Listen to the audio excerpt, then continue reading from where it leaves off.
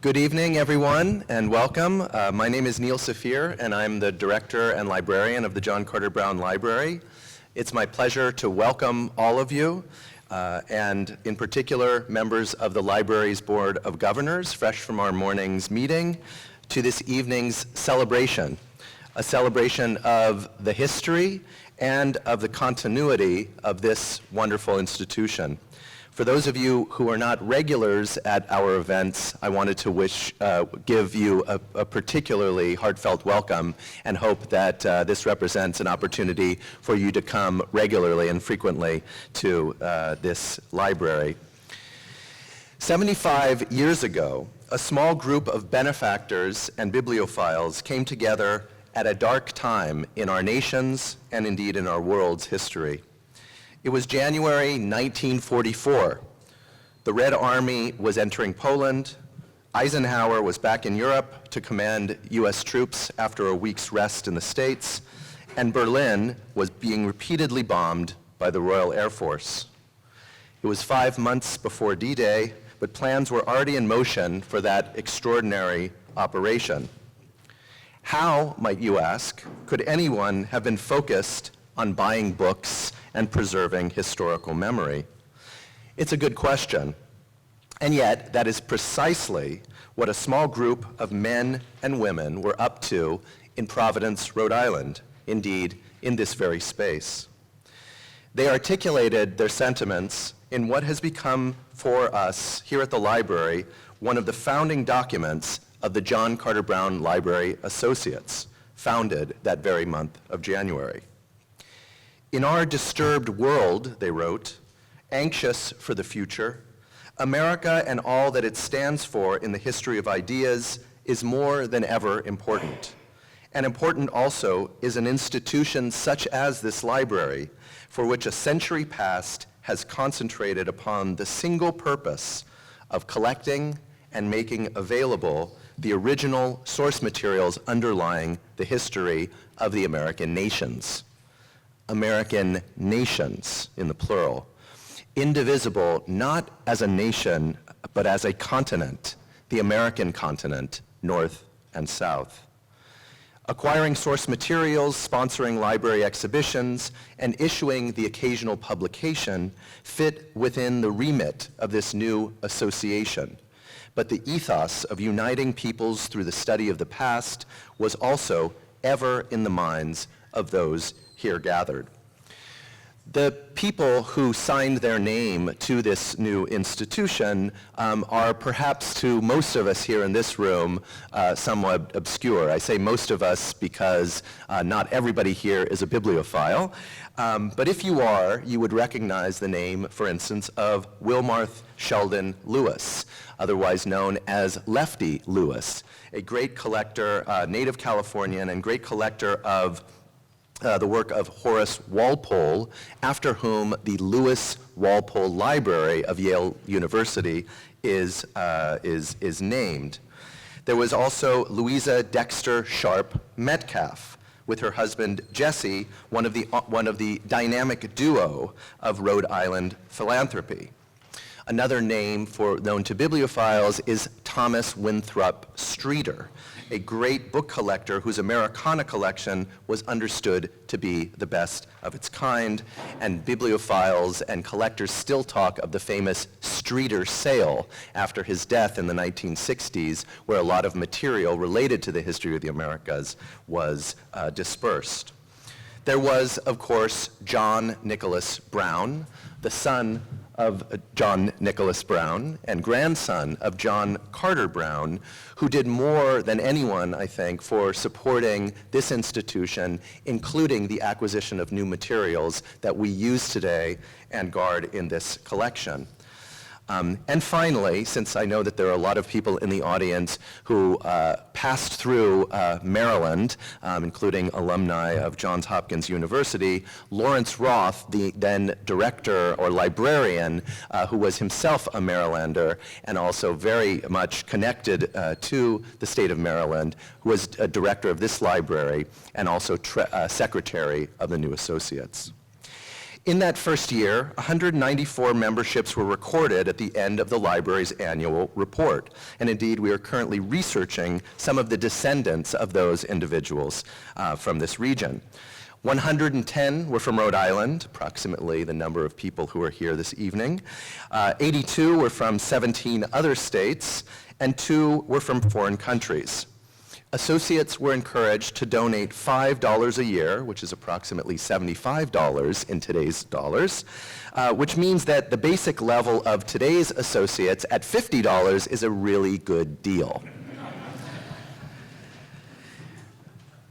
You can join the associates by looking in your handy-dandy tote bag, by the way, and there's some information on that. It is partly to recapture the bibliophilic origins of the associates that we celebrate this group today. 4 years ago, we created the Association of Friends and Fellows to fold our Fellows cohort into this extended family of library supporters. And we have seen our numbers grow, especially amongst our Fellows during this period. This year, we have embraced this group as our annual giving society, directing all donations to where we need it most, whether digitization, acquisitions, fellowships, publications, or conservation. But it is also toward new priorities and new challenges that we hope to expand this group in the future. As many of you have seen, the library has a new website, which officially launches today, jcblibrary.org. Our new website, which is the fruit of many, many months of labor by our staff, enables us to highlight our most exciting initiatives, as well as our new acquisitions, original scholarly discoveries, and fellowship opportunities. And indeed, this is really why we're offering you the tote bag as a way of celebrating the new mark and logo of the library, which is meant really to not only evoke a book, but to invoke openness and to invoke new kinds of audiences that we hope to reach into the future. Today, in addition to launching a new website, we are also launching a new initiative, the African Americas Initiative. The John Carter Brown Library has, since its inception as a private collection, been interested in the history of Africans in the Americas and the history of the slave trade. The library's founding collector, John Carter Brown, never shied away from including images of the violence and horrors of the slave trade as part of his collection. Indeed, in one of the first massive shipments of books and pamphlets from Europe received here in Providence in 1846, there was a haunting image not only of the packed hull of a slave ship, but of an enslaved African woman giving birth, a symbol of the centrality of reproduction and women's labor, in both senses, crucial to the project of colonialism in the Americas. And we actually have that book from the very first shipment of books on display in this mini exhibition that you can take a look at during the reception, as well as a set of materials that we have just acquired this year at auction in France related to the history of Africans in the Americas. In 1988, the library sponsored an exhibition entitled Africans in the New World. That exhibition was timed for the 350th anniversary of the first arrival of African-descended peoples in New England, as well as the centenary of the abolition of slavery in Brazil in 1888. Today, as the 400th anniversary of the arrival of enslaved Africans in Virginia has elicited a moment of reflection, as well as significant discussions about the deeper presence of Africans in the Americas, it is another moment for us to discuss what role the John Carter Brown Library can play in perpetuating the memory of this early history of the African Americas. This African Americas Initiative, and the title was actually suggested by a colleague at Brown, Dixa Ramirez, who is a professor of American Studies and a member of our Academic Advisory Committee, is not only about Africans in the Americas, not only about African Americana, which is books related to Africa and the Americas, but also about the African Americas. That is, the way that African cultures and African peoples contributed to and also appropriated parts of the Americas and made them their own. Just like Spanish America or British America, this initiative argues that America was partly African. That is, it was partly the result of African social, cultural, intellectual, and political influence, just like the European parts of the world that we are more familiar with when using adjectives to describe the Americas. What this initiative will do in practice is actually a multi-pronged effort, which include an annual lecture, for which tonight's lecture is the inaugural event, short-term targeted fellowships, a scholar-in-residence program, teaching fellowships, new acquisitions, which you can see on the vitrine, professional development opportunities for students and librarians, undergraduate research, artists in residence, and also connections with other centers and institutes here at Brown, including the Africana Studies Department, the Center for the Study of Slavery and Justice, and others. Next year, a group will be invited to help plan for the future of this initiative, and you should stay tuned for other opportunities, including student opportunities funded by the Stewart Family Undergraduate Research Fellowships. We also look forward to welcoming Arsène Francoeur Nanga, a scholar from Congo, who will be here in residence in February, and one of our efforts is to reach out to African institutions to encourage fellowship applications for our fellowship program as well. In just a moment, I'm going to invite Kristen Block, who's a professor of history at the University of Tennessee, Knoxville, and a long-term fellow at the JCB this year, to introduce our evening speaker. Kristen is a former student of Herman Bennett, and as such is a perfect person to speak to his generosity and commitment to students, which, as I understand it, is a hallmark of his role as a mentor at the CUNY Graduate Center and as a scholar. But before I do, I would like to bring attention to another aspect of Professor Bennett's work that I believe is especially relevant to tonight's announcement of the African Americas Initiative, and that is his work with the CUNY Pipeline Program, which is a program that seeks to place students from underrepresented backgrounds in graduate programs across the country. We see the JCB as potentially a similar kind of pipeline to offer opportunities for people from underrepresented backgrounds, but whose cultural patrimony we have in this collection, who can learn about rare book librarianship, special collections, and who can go out having had positive experiences in environments like this into the field. I know that Professor Bennett is also active in CUNY's IRADAC, which is the Institute for Research on the African Diaspora in the Americas and the Caribbean, and has also directed a Mellon-sponsored Sawyer Seminar on the cultures and histories of freedom. We currently have an exhibition in the Bolivar Room, which was the fruit of an undergraduate course associated with the Sawyer Seminar last year here at Brown on race and indigeneity in the Americas. For all these reasons and more, Herman Bennett is a wonderful person to help us launch this initiative tonight. When the Associates formed in 1944, their aim was to support scholarship and collecting of all kinds.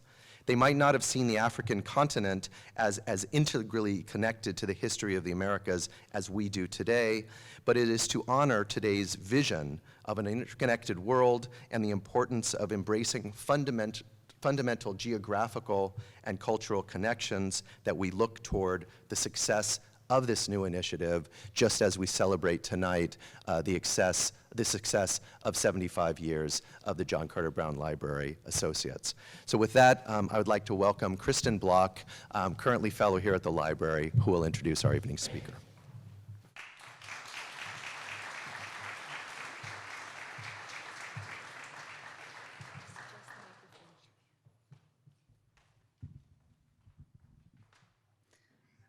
The mic is being adjusted.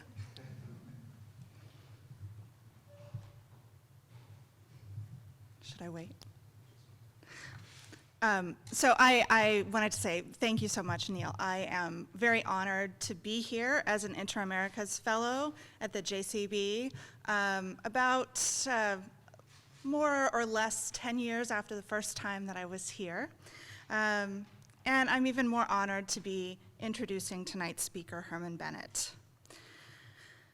As a graduate student at Rutgers University, where Herman was a new assistant professor, I came in interested in this thing called Atlantic history.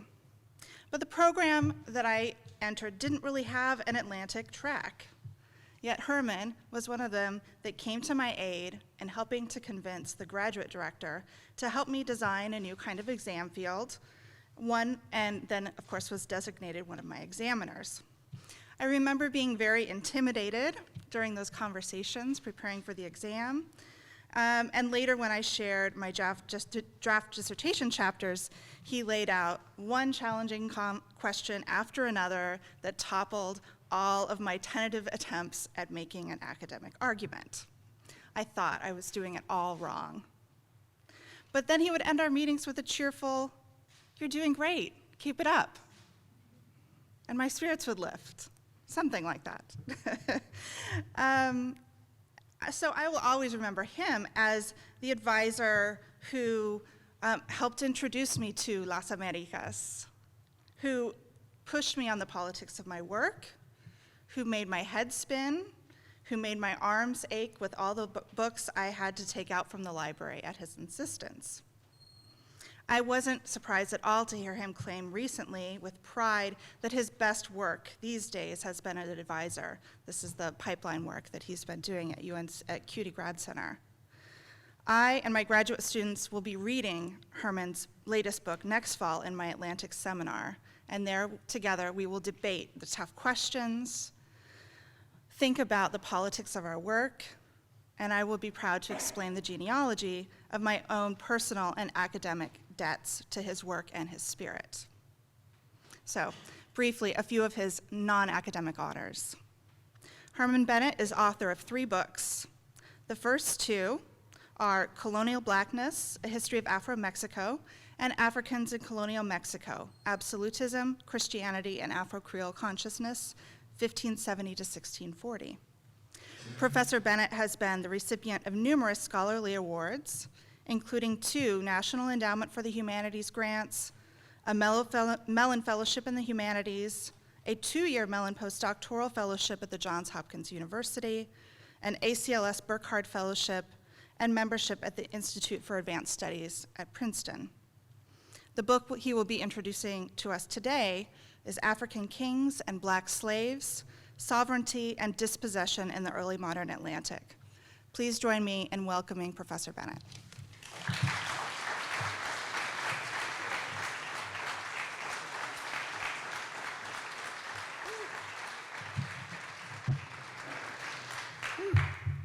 I had no idea that Kristen would actually have to say anything. They asked me who I wanted to invite to dinner, and Kristen, of course, because she's always in archives and learning and pushing the frontiers of what we know.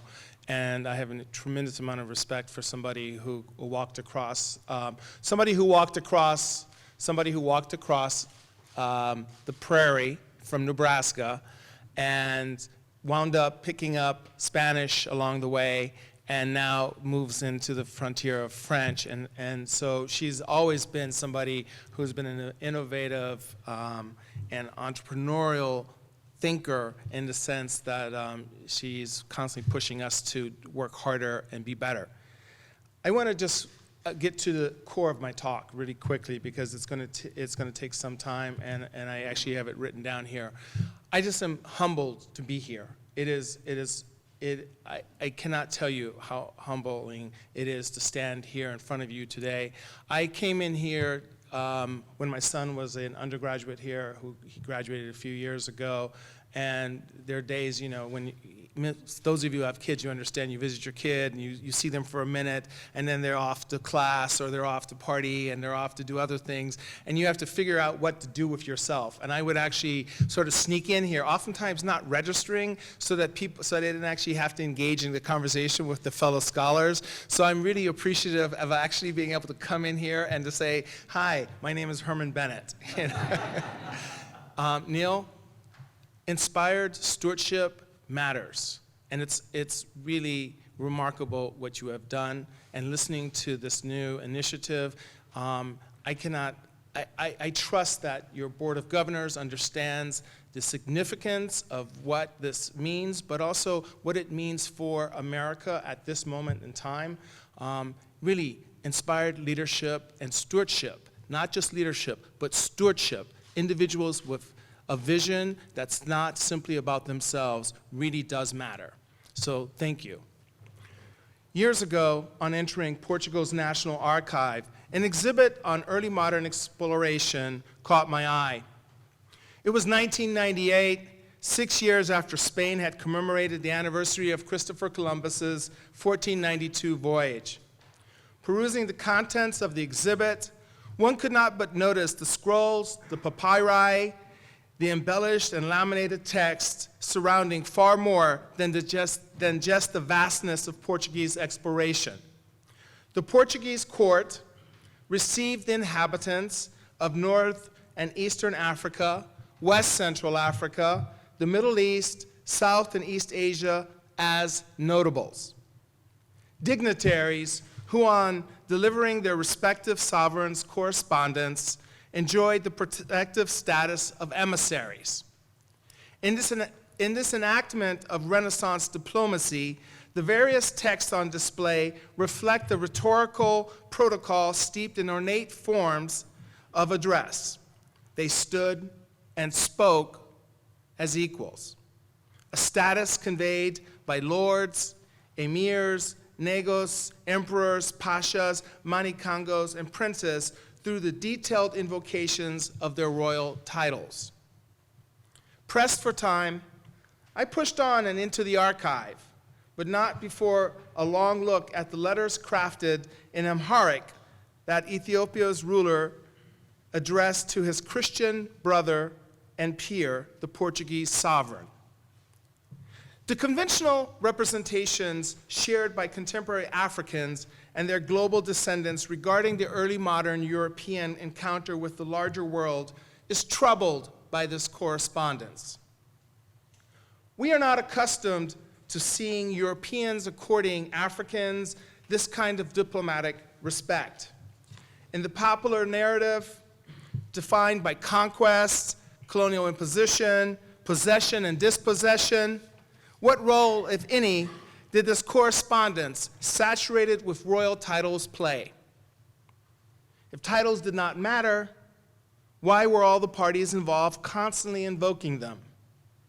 In the eyes of the Europeans, what function did they serve? How might these titles reveal something different about a well-known past, typified by the easy juxtapositions of conquerors and conquered, winners and victims, colonizers and colonized, masters and slaves? Our foundational premise surrounding these juxtapositions resides in the abject and violated body of the enslaved, an object unmoored and alienated from all pre-existing social ties. Objectification, always already conceived as secular in form, does not engender inquiry into a previous status, much less an exploration of a moment seemingly defined by the mutual recognition of the importance of diplomatic protocol. The history of enslavement forecloses an engagement with the past, as it constitutes the slave as an epistemic object of the here, the now, and the future. Simply stated, a master was a master and a slave. And that's the kind of framing that I'm working here with. But language matters. And as a historian of Africans, I was keen on knowing if the use of royal terminology in the text was more than just a dismissive gesture of African clownishness or culpability. I felt compelled to ask whether or not these descriptions were related to a grammar of politics that perhaps informed both Europe's encounter with Africa and the subsequent histories that unfolded. Further, what role, if any, did the acknowledged existence of the political in Africa play in shaping articulations of statecraft in Europe and subsequently in the evolving history of the West? To which a final related question has been appended. How might this political grammar be illustrative of past that have been lost under the subsequent weight of successive colonial impositions and our restrictive political imagination? In African kings and black slaves, sovereignty and dispossession in the early modern Atlantic, I used the terminology of the letters as a starting point and soon understood the pervasiveness with which European chronicles and travel writers employed Iberian royal tropes to describe the earliest encounters with Africans. Royalty saturated the landscape. With this awareness, I have re-immersed myself in the familiar travel logs and chronicles describing the European encounter with Africa. It is immediately clear that the terminology forms a corpus, a register, if you will,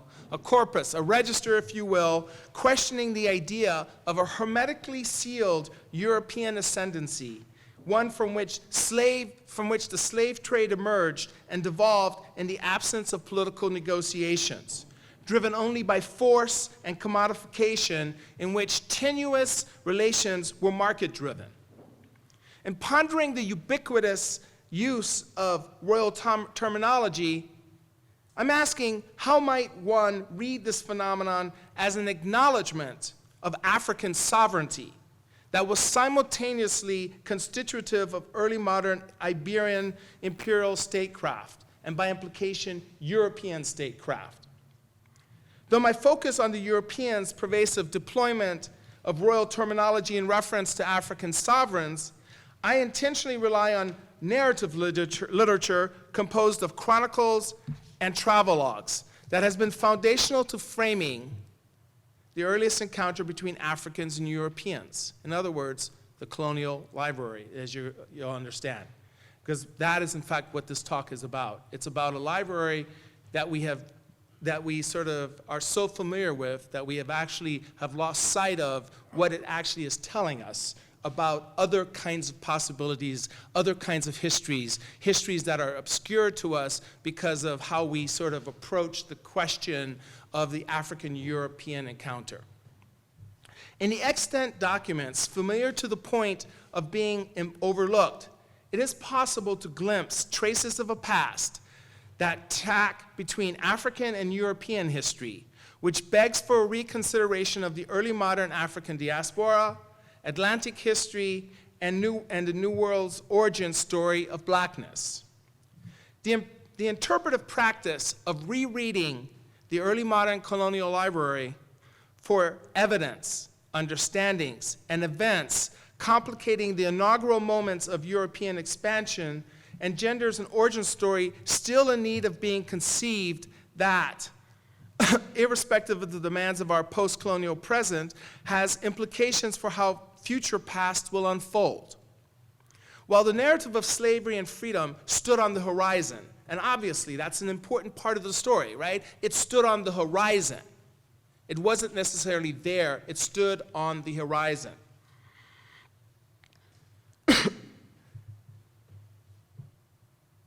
Shouldn't have re-emphasized that. A strategic rereading of the early modern, this is the presbyopia too, so it's several things. A strategic rereading of the early modern colonial library also questions truths bequeathed to us from a subsequent liberal era that to this day still colonizes our imaginary when it comes to framing the 15th century European encounter with Africa. And such truths include the idea of a progression from Niccolo Machiavelli, Jean Bodin, and Thomas Hobbes, that Europeans alone begat European states, especially at a distance and with indifference to the experience of Africa and Africans. That race was foundational in the African-European encounter, and that commodification was nearly ascendant in that encounter. Right? I want us to think about, to carry those with us, right? Stated less abstractly, the European encounter with Africa is generally not seen as a site of theorization with regard to the political. But the political informs every text of this encounter. Rhetoric and performances of lordship, alongside legal regimes, ceremonies, and pomp, are constitutive of early modern politics, both in the form of sovereign power and sovereignty. Scholars of the slave trade usually look at these anecdotes, at best curiosities that figure in cultural history, as exceptional instances that are quickly relegated to a curiosity in favor of data, abstraction in the service of telling predictable stories of slavery's ascendance. I'm intent on reading the rhetoric, the incidents, the ceremonies, the rituals embedded in the chronicles and travel narratives as political tropes. These tropes and anecdotes prominently manifest in the well-worn tomes of the Colonial Library demand an equally valid reading of the colonial past as it relates to Africa, Africans, and the formation of the African Diaspora. Let us turn to one of these tales that emerges from the Colonial Library. It ends with a murder. It literally ends with a murder. The murdering of an African prince. But to focus on that alone ignores the details that speak to the spectacle of politics. In 1488, soon after the Abyssinian priest Lucas Marcos left the court of João II, another Ethiopian delegation landed in his realm. On learning of Princess Bemoi's arrival, João instructed his officials to escort the prince and his entourage of nobles, relatives to an estate just beyond Lisboa. There, in anticipation of his audience with Portugal's sovereign, Bomoi was treated in every respect as a sovereign lord, not as a barbarous prince outside of the law, end quote. As the chronicles of this visit continue, we are treated to what European medievalists referred to as assemblies of the king, a list and descriptions that convey a lot about politics and court life. And I want to sort of, here, let me just move on really quickly here. Please allow me sort of to bring another narrative into this conversation with this one, because I think it actually will illuminate a point that I want to make here. In 1441, building on years of previous Portuguese trading, hunting, and fishing expeditions that scoured the Atlantic coastline south of Cape Bajador, a small fleet of caravels anchored at Lagos on the Portuguese coast. As the returning crew discharged their cargo in the presence of Infante Dom Henrique's in front of the presence of Infante Dom Henrique, popularly known as Henry the Navigator, the spectacle of the handful of captives drew the attention of the royal party. Though few in number, the captives sparked expectations. Recalling this event and anticipating the future it foretold, the royal chronicler Gomes de Zurara speculated about royal sentiment. He felt joy, Zurara conjectured, about the prince's reactions. Not so much for the number of captives taken, as for the hope of the others that would be taken. In projecting royal will, the chronicler envisioned how the prince's imaginary transformed captives into slaves while conjuring a robust slave trade in existence. Zurara was quick to add that the prince was not unduly focused on the wealth accruing from the future of trade in slaves. Thy joy, observed the chronicler, was solely from that one holy purpose, to seek salvation for the lost souls of the heathen. Enslavement afforded the captive salvation and true freedom. And yet, wrote the chronicler, the greater benefit was theirs, for though their bodies were now brought into subjection. That was a small matter in comparison of their souls, to their souls, which would now possess true freedoms forevermore. I'm going to grab some water. I'm going to come back to that Bamoy example. For one thing, I actually left that paragraph out, so I'm going to bring it back in shortly. One can easily dismiss Zurara's musings about the soul, salvation, and true freedom as ideology at work, which in fact it was. But an undue focus on ideology privileges secular skepticism at the expense of faith, reduces Christianity to an instrument of power, and has caused scholars to lose sight of Catholicism's formidable yet layered political history with Africa and Africans. There is an iconic image of the slave trade in which a solitary priest baptized enslaved masses of Africans as their captives compelled them on board.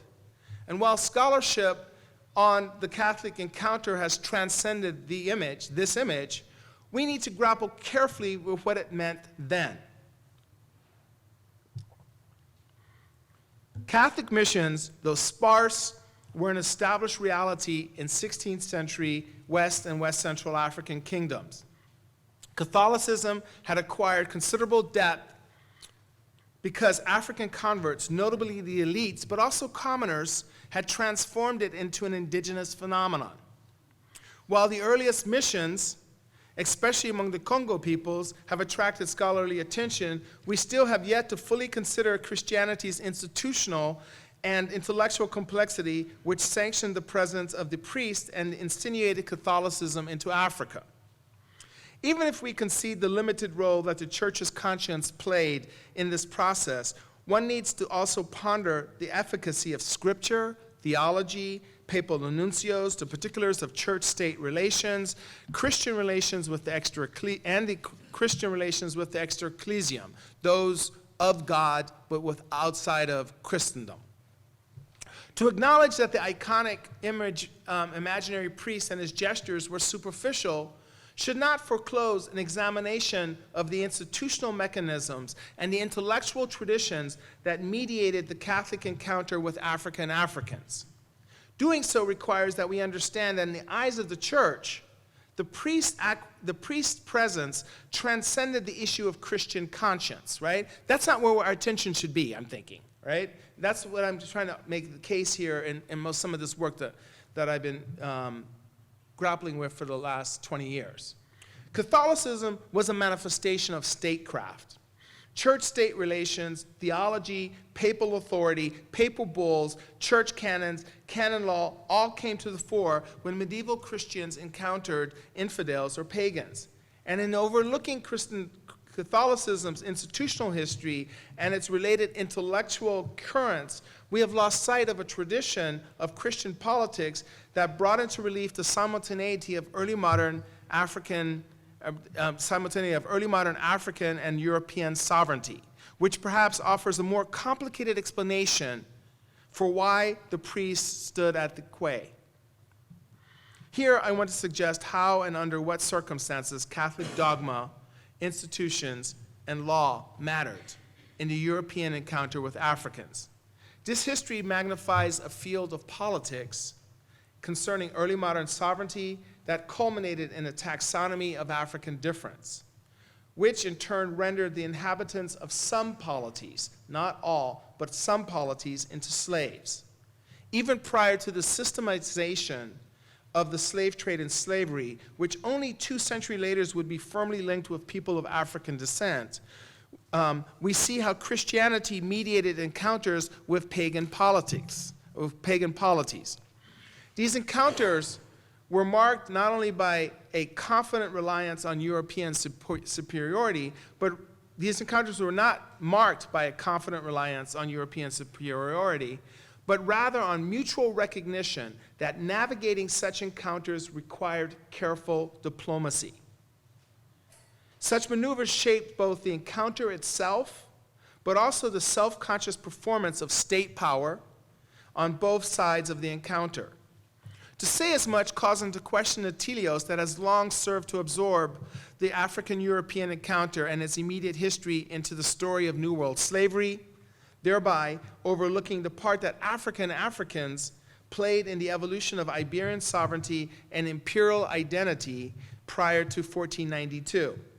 Scholars rarely reflect on the earliest sequence of events involving Iberians interacting with African polities and how that history might trouble the existing narrative of the West and its emergence. Instead, the emphasis has been on the inauguration of the slave trade and, of course, subsequently slavery, and how the slave trade unfolds in the economic and social histories of the Americas. The iconic yet imaginary priest location, symbolically delineating the boundaries between an African polity and the beginnings of a Christian jurisdiction, are tenuous. And yet we need to note his location, his presence, points to a site of metamorphosis, the place where elites, buyers, and owners reduced Africans into slaves. This is a sleight of hand quite familiar to scholars of slavery and the slave trade. After all, trade signified the existence of sovereign authority, both African and European, which in turn highlighted an overlooked Christian intellectual and institutional legacy. which, like the imaginary priest's presence, scholars in popular lore usually reduce to ideological contortions. In reducing the earliest encounter with Africa to the slave trade and slavery, we have lost sight of a distinct narrative of power in Africa in which Africans stood for far more than objects acted upon. What I'm arguing here is not an assertion of African agency. Far from it. I'm interested in the implications that this past might have for narrating the history of Europe, and by implications, the American story. The narrative of power historians and theorists associate with the West has woefully under-examined and under-theorized the African presence. This presence, I argue, comprises a site yet to be examined for its role in Western formation. A history in which Africa and Africans figured as objects, yes, but occasionally also emerge as historical subjects. In the hands of scholars whose eyes are fixed on the emergence of the slave trade, Africa and Africans rarely emerge from the earliest narratives of the Portuguese and Spanish past beyond the status of chattel, already detached from what in modern terms might be described as political economy. Consequently, the objects of the slave trade and slavery enter history, the European past that is, devoid of any claims, ties, and associations that positioned them as subjects, clients, and vassals of African lords and elites whose own status fluctuated over time. From this perspective, it is easy to imagine and project natal alienation, social death, as a timeless phenomenon rather than as a dramatic and historicized acts involving force and violence that sundered roots into rootlessness.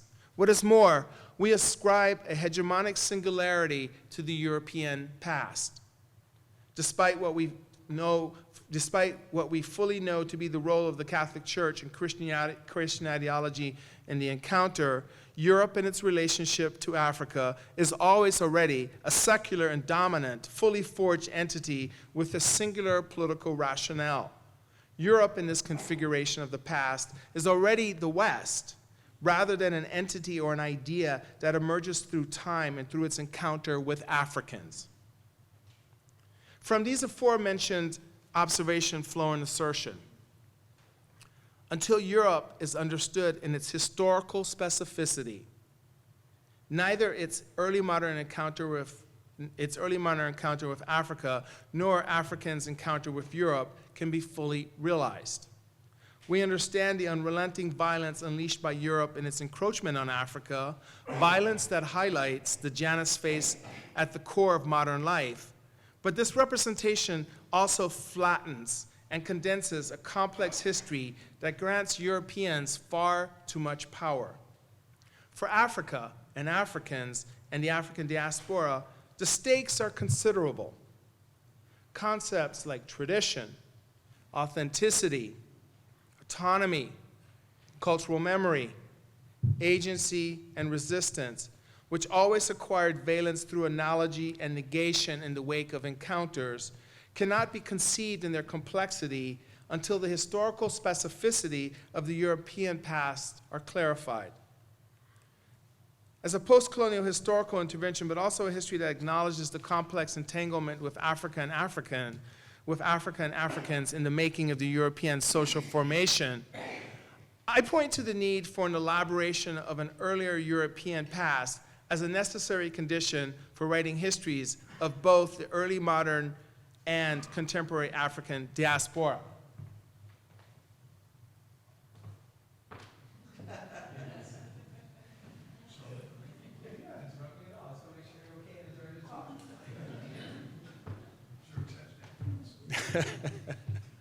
We'll have some bourbon afterwards. That'll clear that cough, all right? Absolutely. In present-day Ghana, Elmina to be exact, long before Ashanti ascendancy or the earlier Anlo Ewe arrival, an African Lord approached a group of recently landed strangers. In a magical landscape inhabited by gods, royalty, the living, and the dead, the majesty of form engendered through coronations, processions, and sacred rituals constituted far more than a minor affair. At that moment, which the Portuguese associated with 1481, but whose reckoning for local Africans remains obscured in distinct cultural configurations of the past, the Lord encountered the largest contingent of Europeans ever to set foot in the land of Guinea. Specifically, the Portuguese called the land jetting into the Atlantic, on which they hoped to erect a fort so as to secure access to the inland gold trade, El Mina, literally the mine. As he greeted the stranger, the Caramansa made clear that he held their lives in his hands, but also enacted his omnipotence over the local inhabitants. Hours earlier, the Portuguese commander, Diego de Zambuja, had pressed his factor both to secure permission to land and for an audience with the reigning lord, whose title was Caramansa, though the Portuguese initially mistook that to be his name.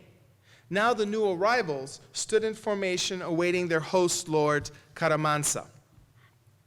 Even if de Azambuja extended the request as a routine formality, his gesture of requesting permission, especially in view of the larger contingent of Christians present, acknowledged Caramansa's dominion. After decades of fleeting contact, sovereigns from Mina and those whose dominion extended to the west and west central African coasts still demanded respect for their positions as lords and landlords, respect that the Portuguese accorded.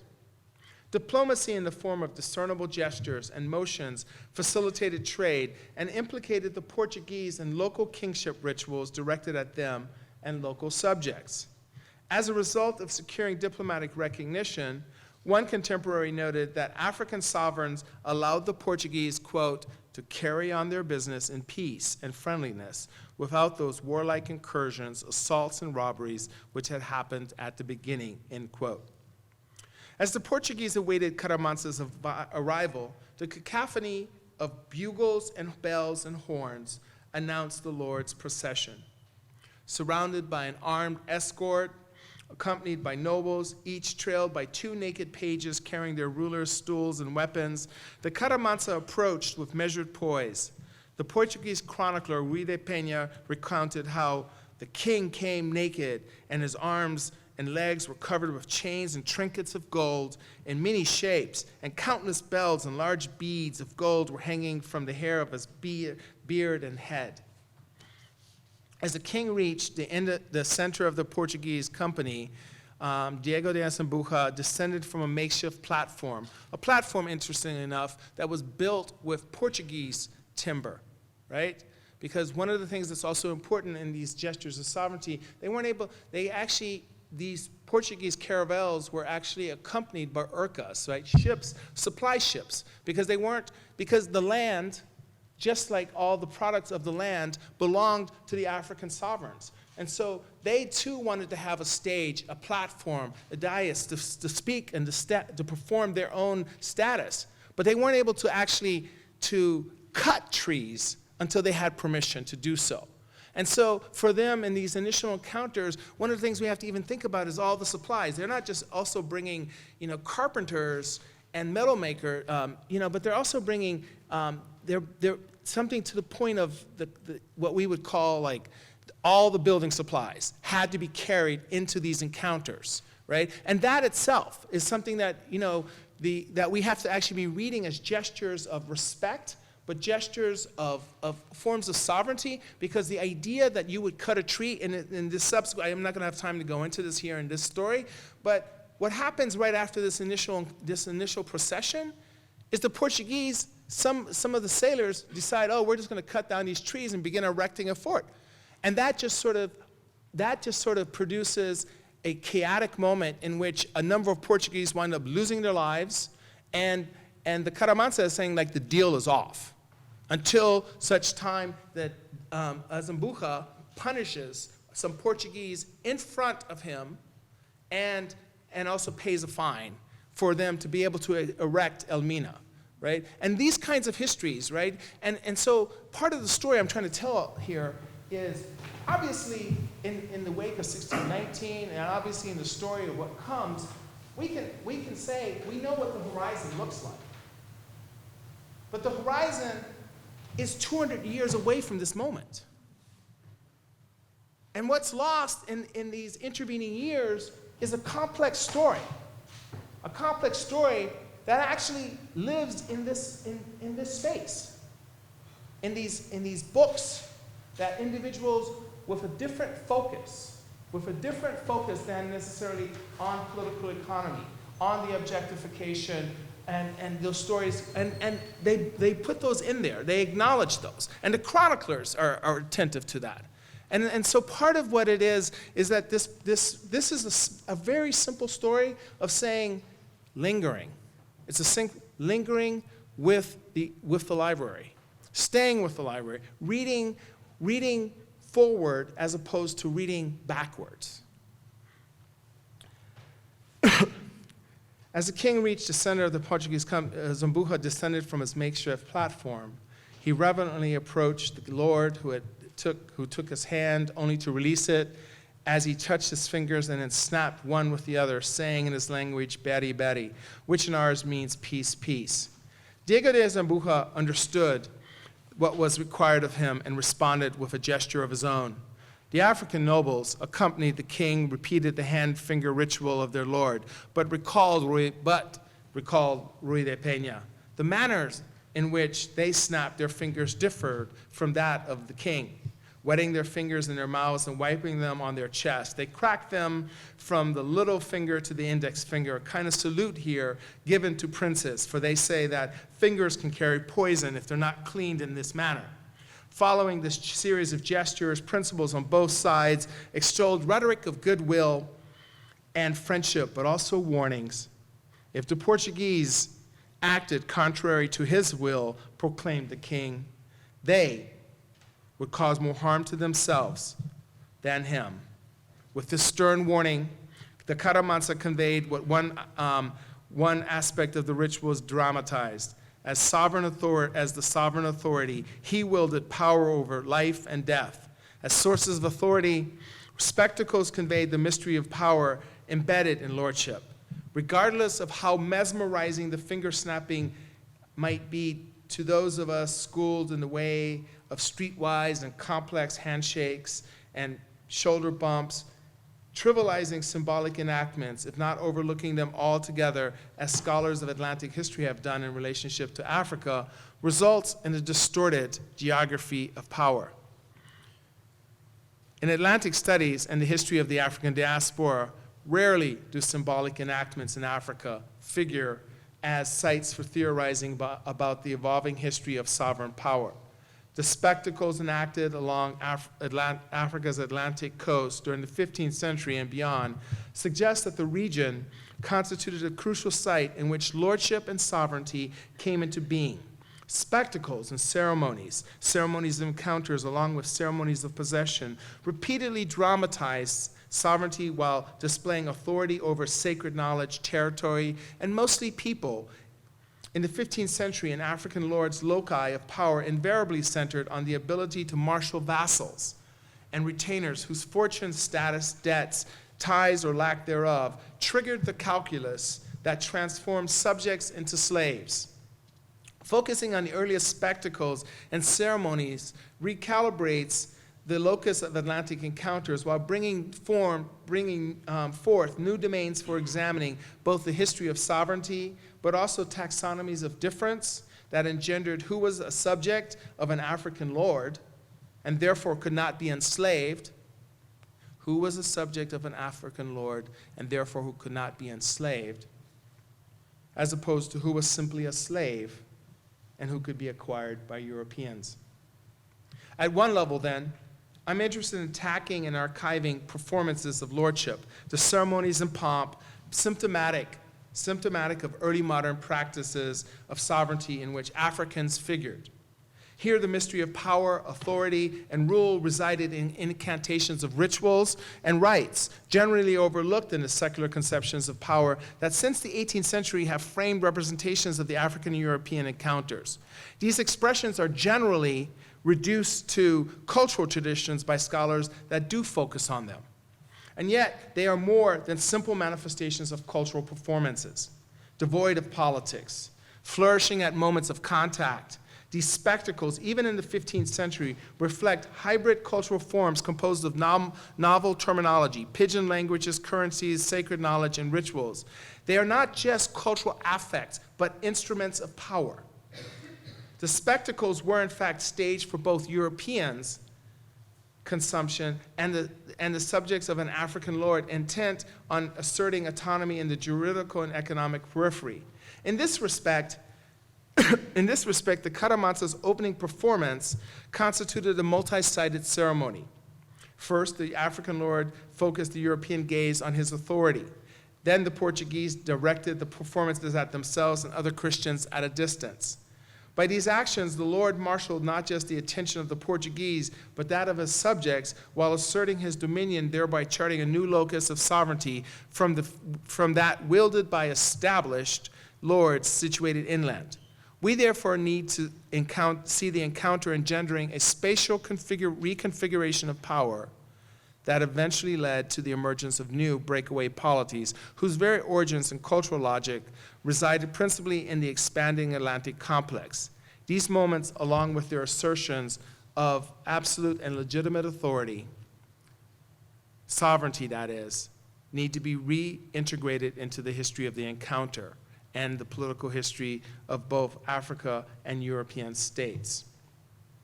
The earliest encounter between Africans and Europeans embodied more than an aberrant, yet overlooked moment in the long history of the slave trade, right?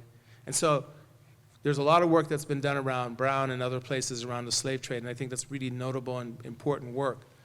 But I'm also concerned that what we sort of have reduced the encounter to in part of this is, in fact, to the story of the slave trade. That there are other things that are lost when we actually have a kind of a teleos that sort of tells us, well, this is what that encounter is. Because part of what I'm trying to sort of push us to think about is how to think about multiple kinds of registers. And that here's diplomacy alongside the slave trade, alongside early modern forms of commodification, and alongside subject positions on the part of that are recognized by Europeans in relationship to Africans. And that sort of makes for a much more complicated calculus than the arithmetic that we are accustomed to thinking with in the wake of 1619, but among other things. In an age marked by discoveries, encounters, and conquests, the performative, discursive, and material foundations of power, the collective locus of sovereignty, structured the way that lords and subjects, Africans and Europeans, interacted. Expansion in the form of discoveries, encounters, and conquests brought distinct manifestations of power and, by implication, various forms of sovereignty into relief. These diverse traditions emerged during encounters when those who embodied sovereign power in their relationship to the occult, in their regulation of legitimate violence, in their dominion over people, or in their control over territory, insisted on being understood on their own respective terms. The resulting dynamic, acts of translation, configures the ways in which power both comprised and suffused the social landscape. The anatomy of power, and I just want to shift here real quick, and I'm going to sort of finish off pretty soon. The anatomy of power has occupied a vast array of thinkers, but philosophically and historically, its form and formation have been almost exclusively framed in a manner privileging the Western experience. Even the language for discerning power in non-Western and culturally hybrid contexts draws not narrowly on decidedly modern Western experience. Here we should note that the modern classical expression of power, which the German social theorist Max Weber saw as the state embodying a monopoly of violence, continues to wield hegemonic influence over our theoretical imaginary. Formulated as a general definition of the state and its role in framing the modern experience, subsequent writers have had few philosophical qualms about projecting Weber's analytics of power into the past. Rather than taking issue here with the anachronism of projecting a modern entity as the universal embodiment of the state form, I wish to direct our attention to the purported monopoly over power, Weber's definition, though mindful of contested terrain, contends that the viability of a state rests on its ability to exercise hegemony over competing fronts of power. The state, we are told, exerts force exclusively in its domain. If that were, in fact, the case, one still needs to might ask, or must ask, what are the analytical implications for sites of encounters where authorities and lords on both sides stood face to face? Are we to assume that such sites lacked a monopoly over violence? Posed differently, how should we configure power at the moment and site of encounters? By insisting on the coevalness and mutual constituency of sovereign authority in early modern Africa and Iberian imperial absolutism, I argue for a wider Atlantic African terrain on which power must be theorized, one that brings into relief the way that writers have naturalized histories of political practice in Africa and Europe as mutually exclusive phenomena.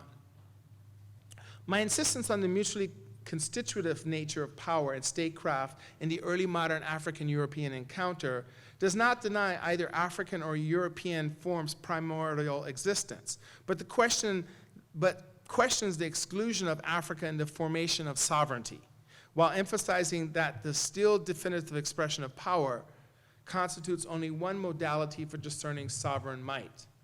Our understanding of the histories of power in Africa and Europe have steadily evolved, but we still overlook the earliest phase of the African-European encounter, which played a crucial role in shaping the nature of sovereign authority in the emerging Atlantic complex. And to ignore these encounters as we have results in a static, ahistorical, but also overdetermined understanding of European power, which scholars of African studies, the African diaspora, Atlantic history still rely on to represent the story of Europe and the legacy of that encounter. And instead, as we see new political orientations and politics arising, we should be attentive to the deployment of new ideologies and practices of legitimacy. What would it mean to conceive of power and violence as having a history? As historicists, we might assume that the temporality of power and violence features as a common sense in our engagements with the subject. And yet, this isn't generally the case regarding the longue durée that frames the African and Black past, free or slave, early modern or post-colonial. And to be slightly provocative, when we imagine either an African or Black, an embodied violence always already informs our thinking, that rarely is subject to analytical scrutiny, a history, or a temporality. Blackness emerges as a static, as always subsumed in violence, and as an explanation for violence.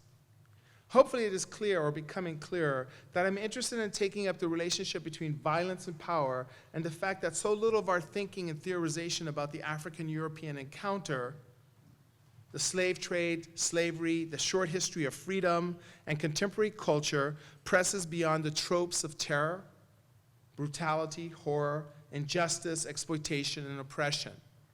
Words. A shorthand, but not a developed thinking or theory. Stated differently, we are desperately in need of a theorization of power and its techniques. What do I mean? Let me connect the 15th century to the 21st century for just a moment, and then we're going to finish off.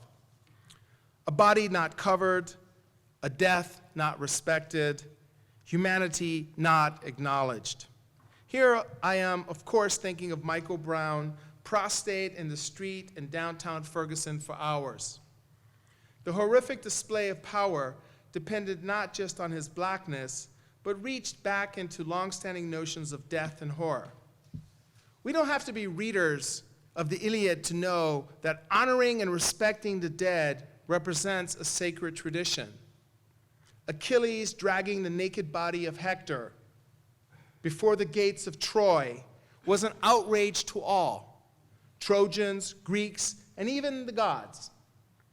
My point here is that is not simply to draw attention to the symbolism of power. The symbolic is also an enactment of power that even in our secular age plays a considerable role in the histories of difference.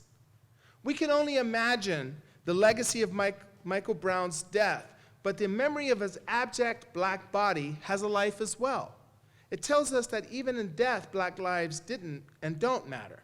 But to stop there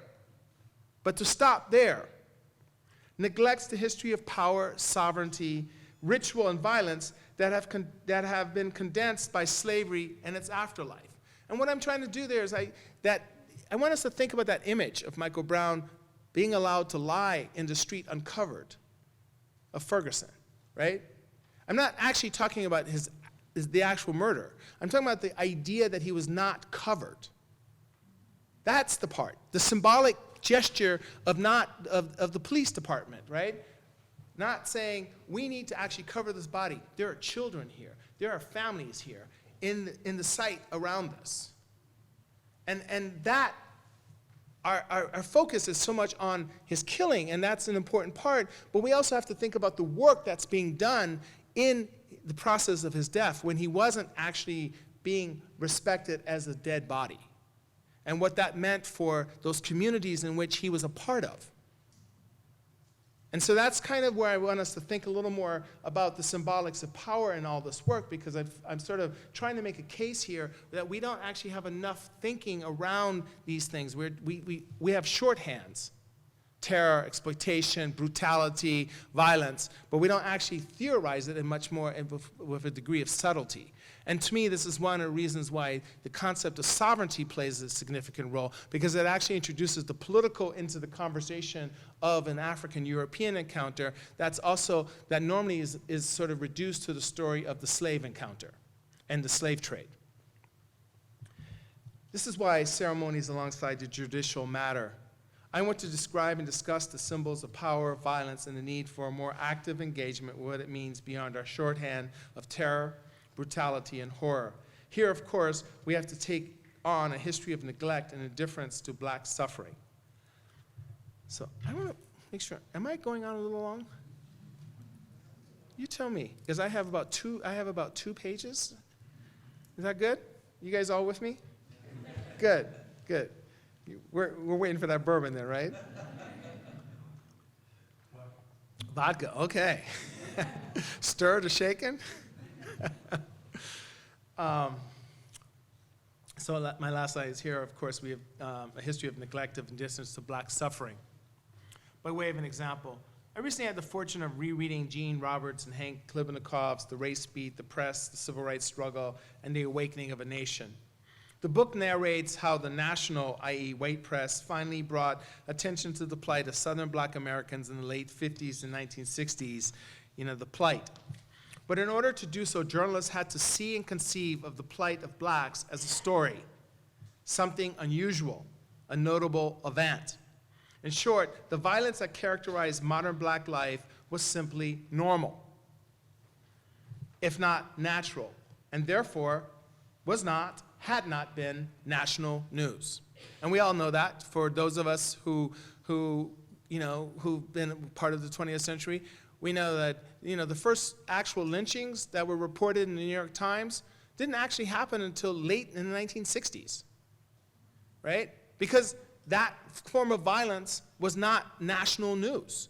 It was so normal, so routine, that it actually was not part of something that needed to be covered, because one understood violence of that sort was just typical.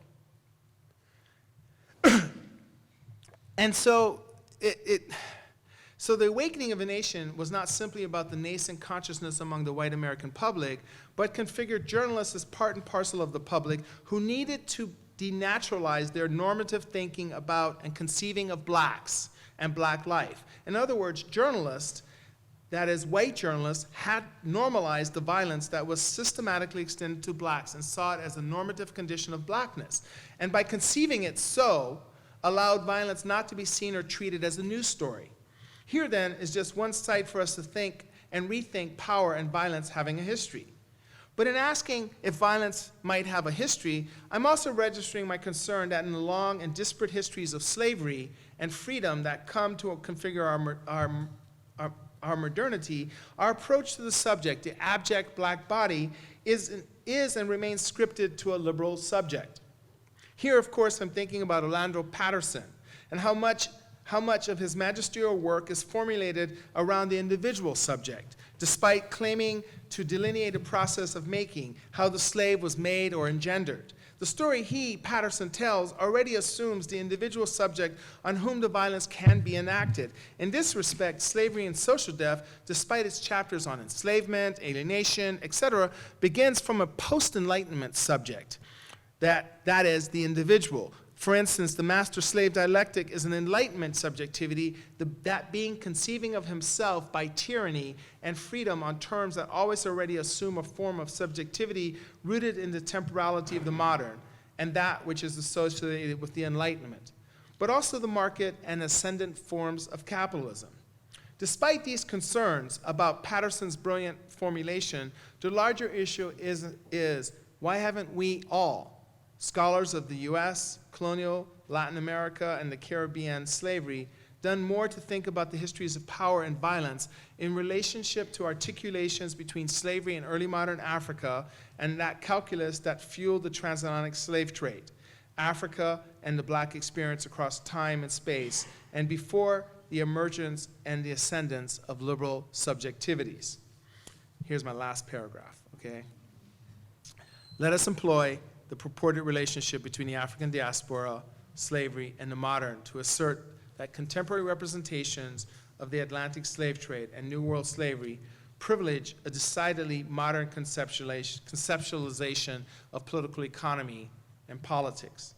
Through this modern inflected prism, both slavery and the slave trade appear as phenomenon configured in relationship to the oikos, economic life and commodification. In our thinking and writings, the economy and its constituent elements, property and private life, the market and commodities, trade and trading relations, embody discrete entities that in turn define the social logic of early modern slave trade and slavery. The assumption of an autonomous economic life belies the historical process whereby the economic emerged distinct from and eventually triumphed over other realms of social life. In directing our attention at this historical process, we discern how newly emergent economic practices associated with the early modern European encounter inaugurated a transition against the dominant practices of the day. The project at hand, in its larger incarnation, delineates the historical process through which economic life assumed sovereignty. It didn't begin with sovereignty.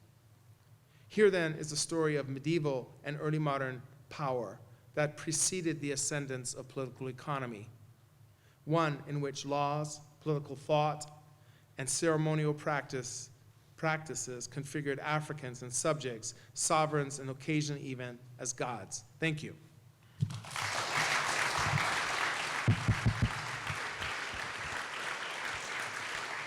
Thank you.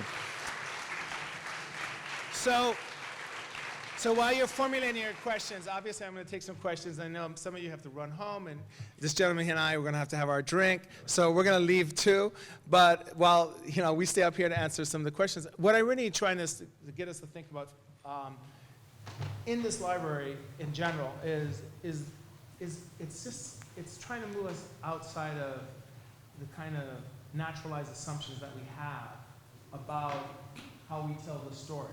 Right? And so obviously this is not a talk on 1619, but there's a way in which if we even start with 1619, then some of the brilliant work that folks like Kristen Block here, or Amy Turner Bushnell, or Jack Green and others have gotten their students to think about and have done themselves, and others in this room, right?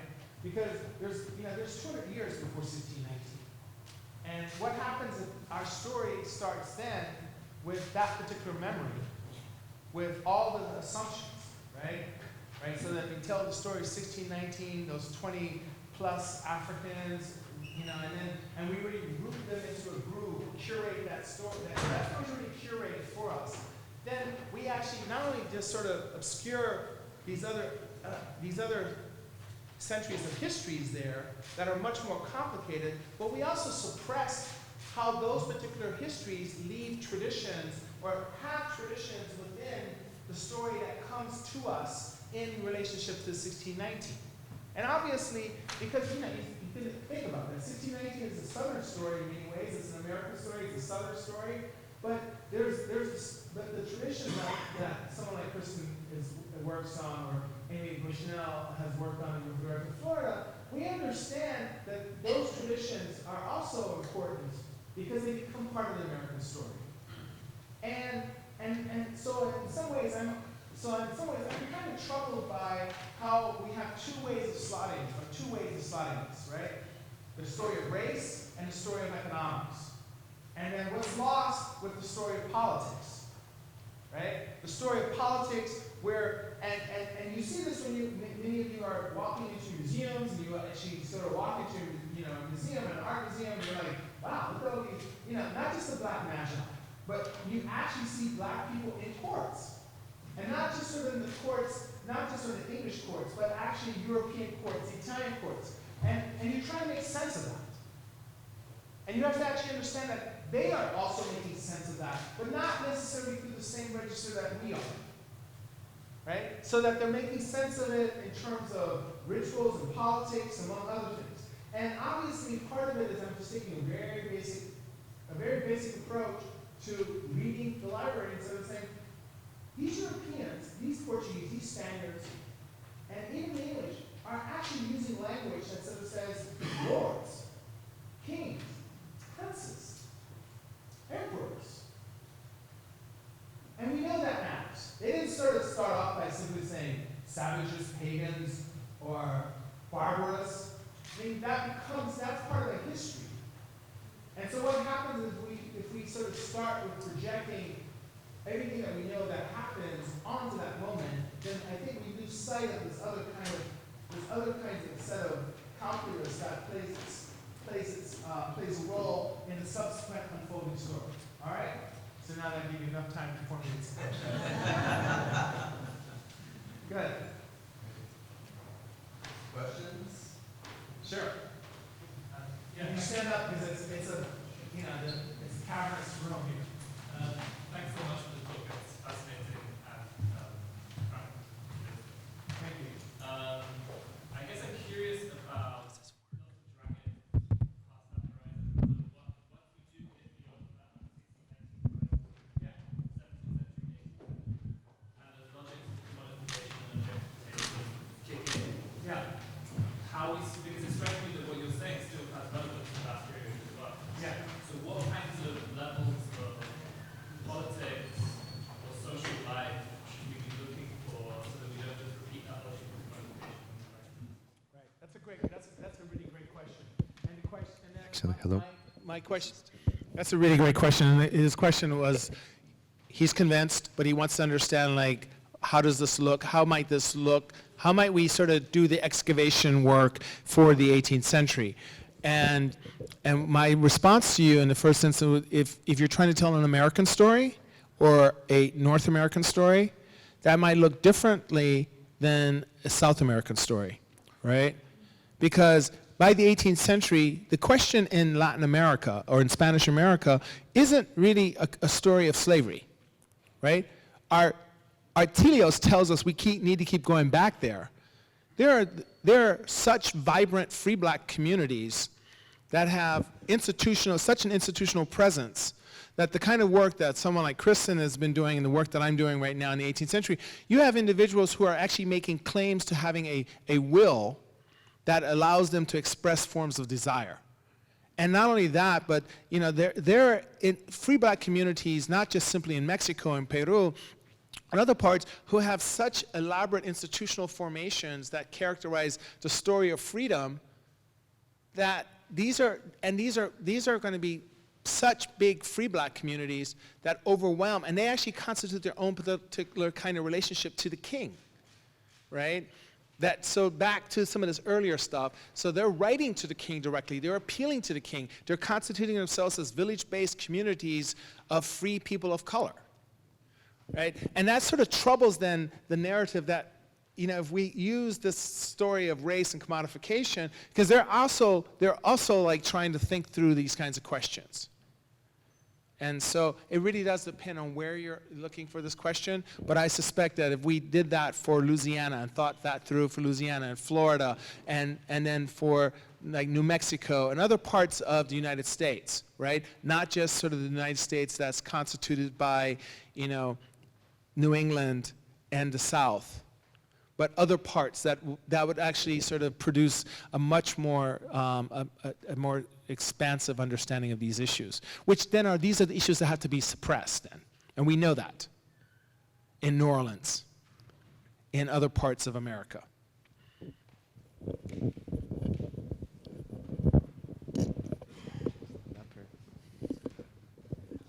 Thank you so much. So I really, really appreciate your talk and your introduction of historical specificity.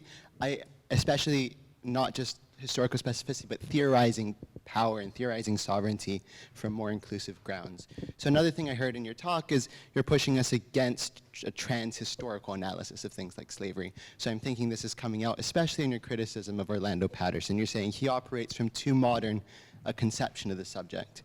Right. And I want to hear more from that. So especially what I take away from Patterson, I don't go to Patterson to give me a nuanced analysis of the slavery of this period. What I really appreciate about Patterson is that he takes on slavery as a phenomenon that is itself trans-historical. So he talks about ancient slavery, he talks about things we could call slavery that still go on today, and he tries and gives an analysis of that concept. So I'm wondering, when you're criticizing that kind of trans-historical analysis, whether you're telling us that, is there any space for some kind of analysis of a slavery that is not historically specific?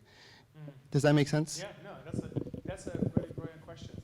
And to be honest, so his question is his question is really, really, really on the mark, right? It's like, I'm criticizing a major theorist, right? A prominent sociologist who's at Harvard, who tries to say, like, look, the story of slavery is not an American story. It's a world story. It happened, look at the Greeks, look at the Romans, look at Chosun dynasty in Korea, look at all, like Egypt and all these places, right? And so he's actually trying to he's trying to provincialize America, right? Because there's a way in which that's one of the slots that America occupies, right? This is where slavery happened, right? And he's like, come on now. It's like slavery is, so on. Yes. What I'm interested in the context of, for me, one of the problems, though, is that his formulation of slavery already assumes a kind of individual, and I'm kind of uncomfortable with that as somebody who comes and writes from an earlier period, because I think that sort of imports a kind of notion of separations, the individual, the market, reason, and so on. And I'm interested in how trans-historical understandings of slavery that don't necessarily import modern configurations that already assume the market and commodification and private life, right? So that we can actually talk about subjectivities, and we can talk about power. We can actually understand that there are different ways, if we think about like Plato or in particular Aristotle, right? Aristotle's notion of the household is not the household that we operate. It's not the household in which we have a ledger and so on that works that way. It operates completely different. And we have to sort of take that into consideration in terms of master-slave relationships, right? So that the subjectivity and the ways in which those people operated in relationship to each other wasn't simply in terms of here's the market, here's the individual, here's the master, and those are those are individuals competing for dominance, right? Well, because like the question then is like, how does one think about slavery as forms of power, right? What are the different kinds of modalities of power that might be shaping the formulations of the institution of slavery? And for him, it is actually about the question of natal alienation, and I think that there are other ways in which one can talk about these forms of power that might not necessarily be about sort of my need to alienate you specifically from your familial context. That there are other ways in which slavery is hinged to, war slavery, war captive slavery. One of the things is that the history of Christianity is that everyone's considered, the early history of Christianity, I'm not talking about in Latin America, but everyone is considered a slave of God, right? When you look at the early stories of and why is that the case? Because the early Christians are drawing on the Roman idioms. They're drawing on Roman idioms, and they're like, look, if we want to actually have authority and dominion, and if we want to be good, if we want to actually build this church, those bishops understood they have to appropriate the idioms of power of the Romans. Because otherwise they would have no legitimacy. They would just be this kind of heretical, this kind of rough, this rough and tough little bunch of rogues as opposed to an established church. And so the bishops actually borrow the authority and the idioms from the Romans who were masters, right? And that's a different kind of way of thinking about, slavery than the kind of alienation. One last question. We're going to have a lot of people joining us for drinks. We don't have bourbon, but we do have drinks, so I want to allow you. Thank you. Hello, thank you for the lecture. You touched a little bit about Catholicism and how they came a little bit at the time when Africans were still called lords and all of that. So we don't really talk about how Catholicism kind of, how can I say this bluntly?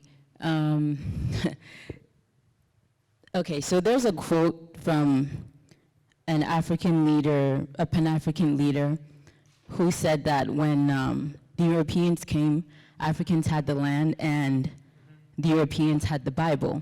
And then they asked us to pray and bend our heads. And when we lifted our heads, they had the land and we had the Bible. So my question is, how do we, or I haven't really seen any books or any documentation talking about the role of Catholicism in slavery, in changing the role of the Africans from lords to slaves. Can we talk about that, or? Yeah, it's a complicated, and I will say this. The typical story is not the one you told, right? And that's sort of the story that we have from, Valentino Uribe as a post-colonialist and African study scholars and theorists who talk about the story of Christianity and the European presence is really fundamentally to the story of colonialism, right? I have no problems with that in a kind of modern sense. It's part of the story, right? But what I'm actually also trying to say with that story about the priests in the beginning is that story is a lot more complicated, right? We sort of start with sometime Romanus Pontifex in 1434, and then there's the other one in the middle of the 15th century, and there's this language, there's this rhetoric, there's this kind of bravado on the part of, that we read on a flat reading that sort of says, oh, the Christians are granted, they're allowed to go into Africa, into Guinea, and they can take what they want and make those people slaves. But when you actually read those bulls, literally slow your roll, and you linger on that language, what's being said and how it's being articulated, the language isn't about enslavement and you engaging in the land grab. They're actually saying, you Portuguese and you Spaniards and you other Christians here, you actually have rights to, you can contest trading relations, right? But you can't actually dispossess those individuals. And there's a lot of other language about the rights of extraecclesiam or not, right? And you can actually, in that pagans who live under, could decide to exercise, be under their own rulers who exercise their jurisdiction. And so part of it is that if we start with the assumption that those bulls allowed for sort of colonial charters, and we don't do the work to sort of show what does that actually mean, then we're actually engaging in a form of violence there, because then it doesn't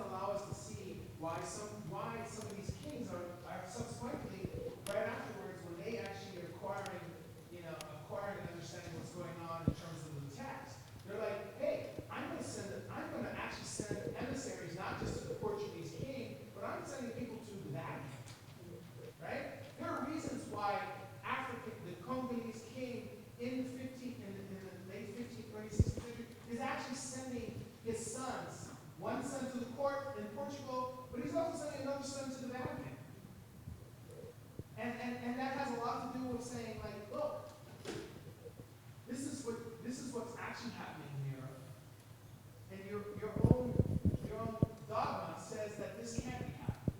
Now, obviously, part of the history of sovereignty in Africa shifts as the Congo becomes weakened. That's when you begin to see Congolese in the Americas as enslaved peoples. But for the first 150 years, you're hard pressed to actually see Congo peoples there. Right? So, and those things make a difference, right? So that 150 years, so like the period that I write on, or that Kristen write on in terms of Mexico, there was no Congo, but there are a lot of people from Obudo peoples, and a lot of West Africans, right? Only when the Congo polity disintegrates, and so that kind of specificity does make a difference, right? And I think that it makes a difference in terms of the polities and sovereignty in Africa, but it also makes a difference in how we think about Catholicism and Christianity. I think that we have to have a lot more, and that story is here. That story is buried in these books here, right? Because the foundation around which this library is in some ways is the Protestant story that is unfolding in relationship to the story of Catholicism. What they did and what they don't do, or who we are as opposed to who they are. And in that, we begin to understand like some of the kind of relationships between the Protestants and indigenous populations, or the Protestants in relationship to their own kind of self-formations, and their absence or their willingness to engage with slavery, all these other kinds of things, or the lack thereof. Right? And so part of what I want us to do as a scholar is I just want us to not just sort of get engaged in a kind of sort of superficial reading, because the work that has happened in the last 40 years, and I would actually say, really, I'm honored that Jack Reed is here. He was a real pioneer in this, right? He asked these kinds of questions. He asked us these questions 50, 60 years ago, right? And a lot of us, because of the projects of being social historians and all this other stuff, and he was asking questions about empire and sort of saying, let's have like a subtle history of empire that's around politics, right? And you see that involved in your student Baldwin's work, among others, right? Who've done, and Sidbury and others who actually think about the political, right? So I hope that answers your question. It's a little all over the place, but I think that it's a complex story about the history of Christianity in Africa. Sure. Final question, short, and I'm Yeah. responsible for people's urban, which we don't have. Yeah. I just wanted to compliment you on your presentation. I don't think I actually. So I just wanted to compliment you on the presentation, and I don't want to oversimplify it, but I had the moment that you've described so articulately and so intellectually experienced it sort of humanly when I went to the new museum in the Smithsonian. And as I descended to the bottom, I was struck by the fact that the representation of the issue began with a complete negation of an idea that slavery occurred against a people who were thought not to be human, that the commodification was a later choice, that it was very obvious in the history of humanity that all humans involved in the period that you're talking about knew that all peoples of the African nations were human beings. There was no ignorance, there was no misunderstanding because of that interrelations in the courts and at the high levels of diplomacy. And I just really think that you've expressed it so well here.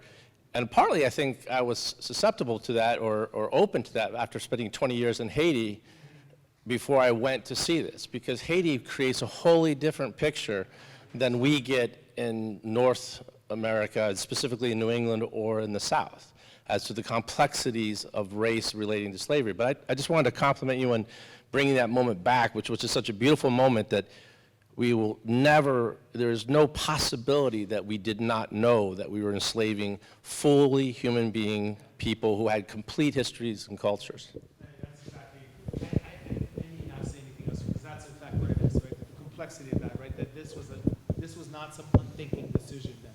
It's like, and because and it's not like, oh, they're different, right? It was like, you actually had to think that way. You had to suppress something to get to that other thing. Thank you. I just want to also say, in closing, that to thank you, first of all, for a talk that really gets to one of the core issues of this library, which is that all histories and all libraries are partial visions of the historical moment or the phenomenon that we wish to portray. This library is filled with histories and stories that were not meant to be collected as part of the mission of this institution, which is focused around the Americas, but that in fact help us to understand the broader context for the histories that we do have. I think it's phenomenal to be able to ask people to return to those stories and to revisit the whole centuries worth of histories with a new vision and with a new eye toward the stories that we can tell and the ways that we've been blind to other stories. I just want to also just thank the Board of Governors and all the supporters of the library. The work that you do, the stewardship that you lend to this institution, to the work of the humanities and knowledge production is incredible. And it's so needed, and it's so appreciated, so deeply appreciated by all of us. We wouldn't be here, we wouldn't be having these conversations, we wouldn't be able to have this gathering, we wouldn't be able to think about rewriting the narratives of American history without your support. It really makes a difference, and I'm speaking here not as somebody from this institution, but as a big supporter of this institution. But the work that you do here is so important and foundational to our futures. Thank you.